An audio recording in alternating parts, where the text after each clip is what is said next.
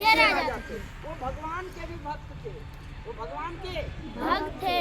लेकिन भगवान ने उनको वरदान दिया। जैसे आप लोग होते हो, अपने मम्मी पापा का बहुत अच्छे भक्त होते हो, अपने टीचर को सम्मान करते हो, टीचर की बात मानते हो, या सुनो। Yes sir. तो उनने उनको वरदान दिया कि जाओ, उनने बोला कि मुझे ऐसा वरदान दीजिए कि मैं हमेशा अमर हो जाऊं। भगवान जानते थे कि ये बेवकूफ बनाएगा, आने वाले कल में लोगों के साथ गलत करेगा। तो भगवान ने उनको वरदान दिया कि जाओ, ना तुम्हें मनुष्य मार सकता है, ना जानवर मार सकता है, ना तुम्हें दिन में मार सकता है कोई, ना रात में मार सकता है, ना धरती पे मार सकता है, ना आसमान में मार सकता है, ना घर में मार सकता है, ना बाहर में मार सकता है, ना अस्त्र से मार सकता है, ना शस्त्र से मार सकता है। वो तो बोला रे, इसके अलावा तो होता ही नहीं है कुछ, या सुनो, इसके अलावा तो कुछ होता ही नहीं है। तो जब नहीं होता तो मैं तो अमर हो गया, कोई मार ही नहीं सकता, या सुनो। उसमें आ गया अहंकार। क्या आ गया? अहंकार। जैसे आप लोगों को हो जाता है, थोड़ा सा आप लोग तेज हो जाते हो पढ़ने में, पढ़ाई छोड़ देते हो, या सुनो, कि अब तो हम सब जवाब दे दिए। तो उसमें आ जाता है अहंकार, वो भगवान की भक्ति छोड़ देता है, वो सबको बोलता है कि भगवान का भक्ति नहीं करना है, मेरा नाम जपो, मैं ही यहाँ का भगवान हूँ। आप लोग भी मानते हो क्या? नो। करना चाहिए क्या? नहीं।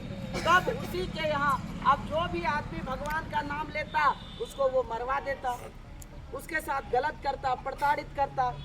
तो उसी के घर में भगवान के दया से एक सुपुत्र का जन्म हुआ और उसका नाम रखा गया भक्त प्रहलाद। क्या नाम रखा गया? भक्त प्रहलाद। तो भक्त प्रहलाद जो थे वो हमेशा भगवान का नाम जपते थे, हमेशा लोगों को कहते थे कि भगवान पे विश्वास करो। अब उनके पापा को बुरा लगना चाहिए था कि नहीं? उनको लगा कि सब मेरा नाम जपते हैं और ये भगवान का नाम हरि गुण गा रहा है। समझ आई क्या? उसके पापा ने उसको मरवाने की कोशिश की, उसको पहाड़ से फेंकवा दिया। बच्चा फिर भी जिंदा रह गया, वो भगवान का नाम लेते रह गया और भगवान उसके ऊपर दया दिखाए। उसको हाथी से कुचलवाने गया, हाथी उसके सामने झुक गया। उसको सांप से कटवाने गया, सांप भी उसके पास चला गया। उसको गर्म पानी में डाल दिया गया, वो नहा रहा था गर्म पानी से, गर्म तेल से, और भगवान का नाम जप रहा था। बोला ऐसे तो नहीं होगा। राजा हिरण्यकश्यप की एक बहन थी जिनका नाम होलिका। उनको भी भगवान ने वरदान दिया था कि जाओ, मैं तुम्हें शक्ति देता हूँ, ये चादर लेके जाओ, और अगर आग पर बैठ भी गई तो आग तुम्हें जला नहीं सकता है। उसने इसका गलत इस्तेमाल करना चाहा। तो जो भी आपकी अच्छाई, अगर किसी कोई टीचर आपको ज़्यादा प्रेम करते हैं तो क्या उनका गलत फायदा उठाना चाहिए क्या? नहीं तो फिर पीटे जाओगे। समझ आई क्या? तो उसी प्रकार से भगवान ने कहा नहीं, मैं तुम्हें वरदान तो दिया हूँ लेकिन इसका गलत फायदा नहीं उठाना चाहिए, हमेशा समाज के कल्याण के लिए लगाना चाहिए।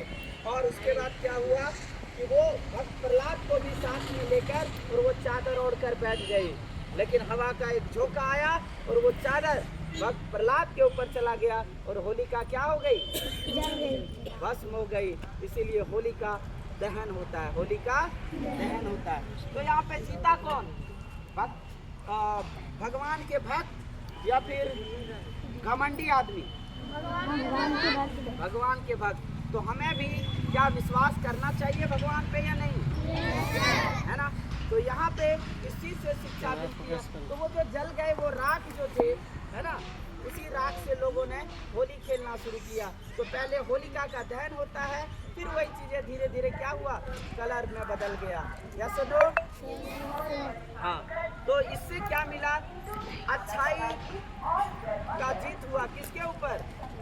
बुराई के ऊपर। किसके ऊपर? बुराई के ऊपर। सत्य का जीत हुआ असत्य के ऊपर। समझ आई क्या? और इसलिए हम लोग होली मनाते हैं, खुशियाँ बांटते हैं। क्या हमें खुशियाँ बांटनी चाहिए या नहीं? Yes sir.